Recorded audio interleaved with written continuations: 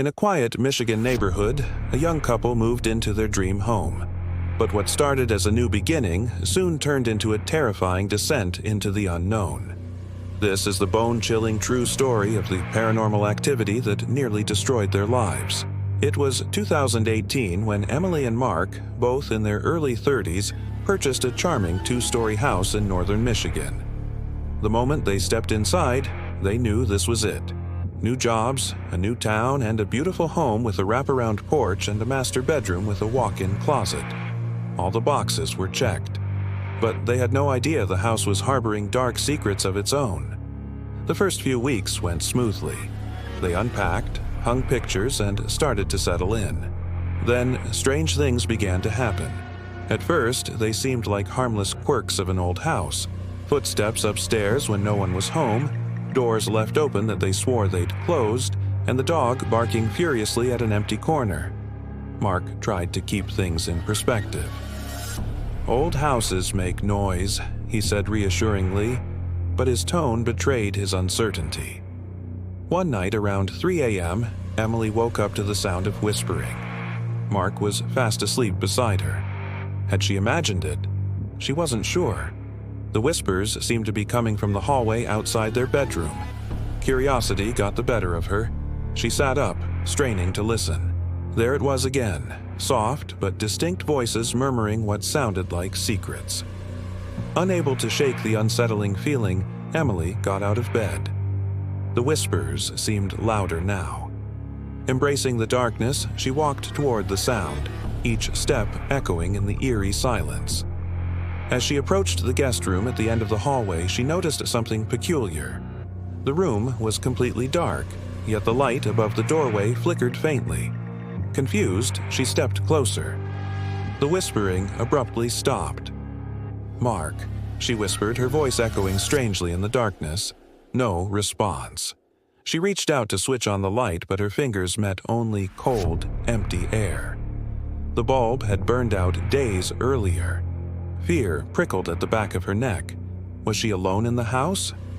As if answering her unspoken question, the light flickered again, casting grotesque shadows on the wall. Emily stumbled back, knocking over a nearby chair. In the sudden silence, she could hear her own ragged breathing. She wanted to run, to scream, but terror rooted her to the spot.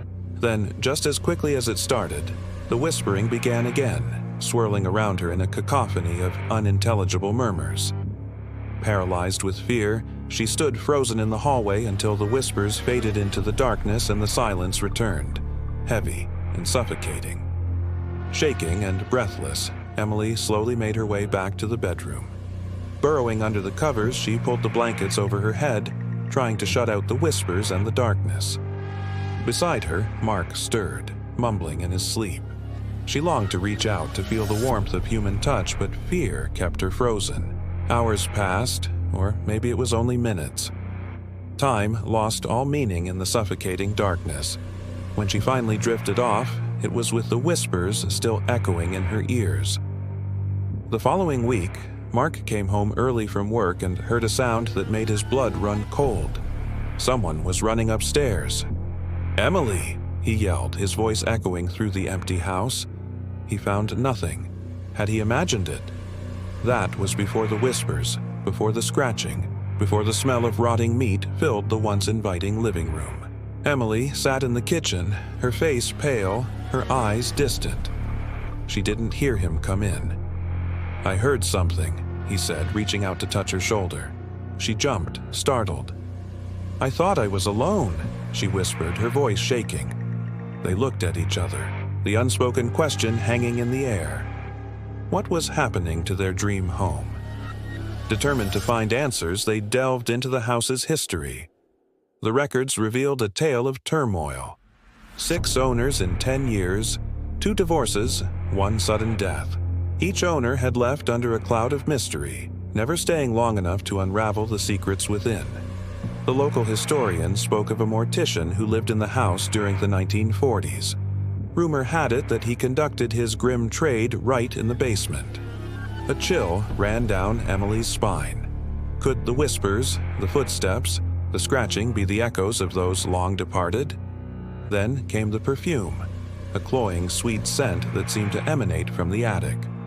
Mark found a bottle half hidden behind a dusty trunk. It was filled with a thick, black liquid. The label had long since worn away, but the pungent odor hinted at its former contents. As days turned into weeks, the activity escalated. Emily began feeling watched, constantly. Mirrors would fog up with inexplicable handprints. Mark found deep, angry scratches on the inside of the bathroom door. And then one night when Emily was home alone, she heard heavy breathing behind her. She turned, startled, but saw nothing. Relief washed over her, quickly followed by a surge of adrenaline. Was it a hallucination? She dismissed it, though reason told her otherwise. Days later, reviewing security camera footage, they discovered something even more disturbing. A tall, shapeless figure seemed to drift through the hallway. It moved with an eerie slowness, leaving no sound, no footsteps, just an unsettling presence that seemed to defy the laws of physics. At their wits' end, Emily and Mark sought help. A seasoned paranormal investigator agreed to spend the night in the house, armed with an array of tools, EVP recorders, EMF detectors, and infrared cameras. As the night wore on, the house grew colder. Whispers seemed to coil around him, carrying messages that were both chilling and cryptic. "Get out," they hissed. "Mine," they croaked. "Don't sleep," they hissed. His equipment picked up sudden drops in temperature in the basement, plummeting to below 30 degrees Fahrenheit. Then he saw it, the same figure captured on their security camera moving through the darkness. But this time he could see it better. Tall, black, and shapeless, it seemed to absorb the surrounding darkness. Was it a person? A spirit? He didn't know. But as the night deepened, the house seemed to grow more agitated. He ventured into the basement where the air grew thick and heavy. Suddenly, his camera lens cracked, as if struck by an invisible force. Moments later, the whispers grew louder. "Leave!" they screamed. "Get out!"